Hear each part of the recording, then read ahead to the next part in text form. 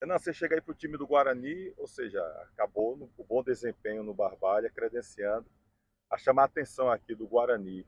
E agora, cara, é uma Série B do Campeonato Cearense, uma competição diferente da que você vinha jogando no Barbalha. O que é que você espera essa chegada num time que está bastante pressionado, precisando muito de vencer na competição? Olha, chegamos com um objetivo junto com o Jorge aí, foi que me ligou, para que a gente possa subir, alavancar, né? É uma competição equilibrada.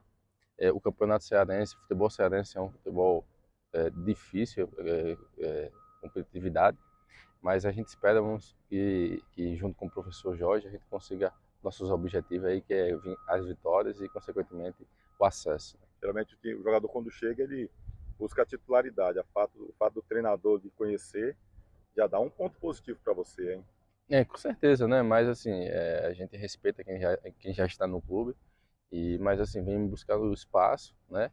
E na verdade chegamos no intuito de somar. O Guarani não é só um time, é um elenco. Então a gente precisa de todos para poder ter continuidade e ter um desempenho bom durante o campeonato.